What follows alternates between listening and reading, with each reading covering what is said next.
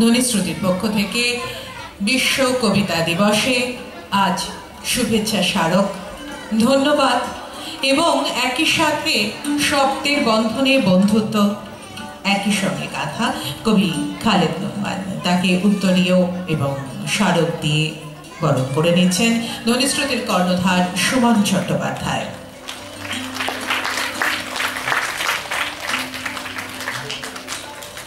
কবিতা এমন এক চিত্রকার্য যা দেখার চেয়ে অনুভূত হয় বেশি। লিওনার্দো দা ভিঞ্চির এই কথাই যেন আমরা শব্দগুলিতে শুনলাম। সুমনদা কিছু বলতে চাই? আমি এবার বলতে চাইবো যে বাচ্চারা যারা রয়েছে ছবি আঁকার জন্য, তারা রং তুলি যে সমস্ত তোমার আঁকার বিষয় সেগুলো নিয়ে ধীরে ধীরে ওপরে উঠে যাও। আমাদের বাইরে স্বেচ্ছাসেবক রয়েছে, বা কোনো গার্জেন যাবেন না, কোনো গার্জেন যাবেন না, আপনারা এখানে বসে থাকুন। বাচ্চারা নিজেরা পারবে, বাচ্চারা আস্তে আস্তে উপরে উঠে যাবে। আমাদের বাইরে সমস্ত স্বেচ্ছাসেবক রয়েছে,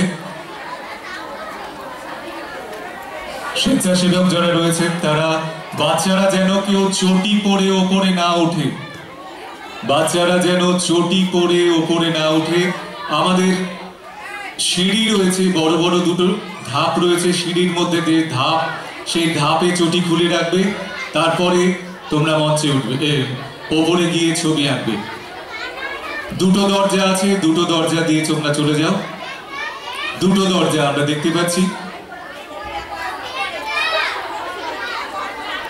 একটা দরজায় ভিড় হয়ে গেছে, সবাই ঠেলে ধরে রাখো। একজন পেছন থেকে অভিভাবক একজন ঠেলে ধরে রাখুন, ঠেলে ধরে রাখুন, বাচ্চারা বেরিয়ে যেতে পারবে। ওপরে গিয়ে ছবি আঁকা শুরু হবে ঠিক 3:10 3:10 ছবি আঁকা শুরু হবে।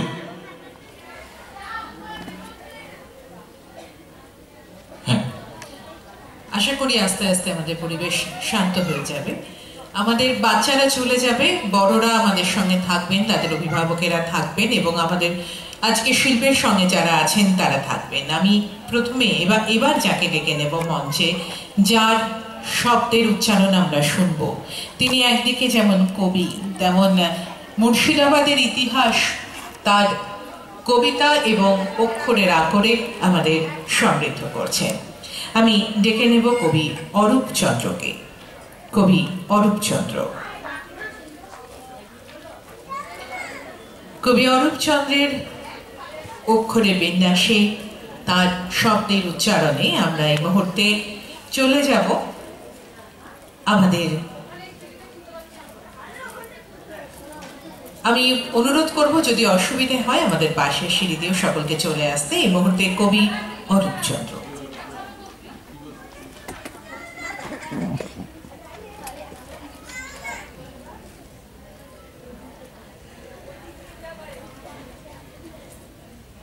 নমস্কার। ধ্বনিশ্রুতির সকল সদস্যকে, তার কর্ণধার এবং অন্যান্য সদস্যদের এবং সমস্ত ছাত্রছাত্রীদের আমার অভিনন্দন, শুভেচ্ছা।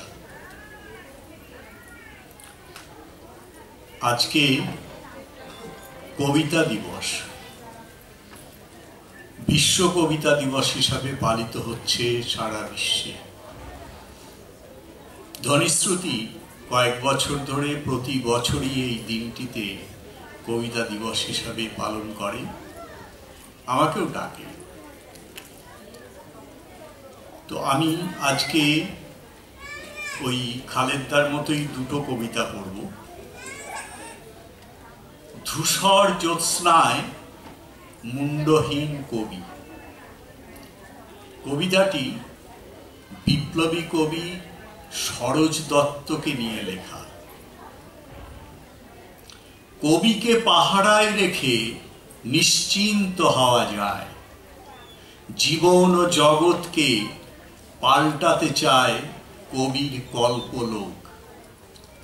খোঁজে অন্যভাবে অন্য কোনো স্বপ্নলোক, গল্প বিজ্ঞান ছাড়িয়ে প্রাণ ও প্রকৃতির অরূপ দর্শন। কথাকার, গল্পকার জীবনবোধে মগ্ন, নাট্যকার অভিনেতার যাপন কথা মঞ্চায়ন। কবিকেই পাহারায় রাখা যায়, বাচনিকেরা কবিকেই উচ্চারণ করে, লিরিক ও গায়কই শাসন করে কবি। লুকিয়ে থাকে কবি সব সৃজনের মাঝে, তার স্পর্ধিত উচ্চারণে কম্পমান শাসক ও ধর্মগুরু। কলম ও রাইফেল হাতে কবি, কখনো সে গুরু গুরু বন্দুক চালায়। শেষ রাতের জ্যোৎস্নায় তাকে শৃঙ্খলিত করে খোলা মাঠের মাঝখানে আনা হয়, তার কলম ও রাইফেল কেড়ে নিয়ে চলে হত্যা পর্ব। শিশির মাখা মুন্ডহীন ধর পড়ে থাকে, এ যে কবির মুখ যাতে কেউ না চেনে। সৃষ্টি নিহত হয় না, সকলের ঊর্ধ্বে উঠে মৃদু হাসি। নির্ভীক কবিকেই পাহারায় রাখা যায়, কবি ছাড়া কি জেতা যায়? বহরমপুর। দ্বিতীয় কবিতা।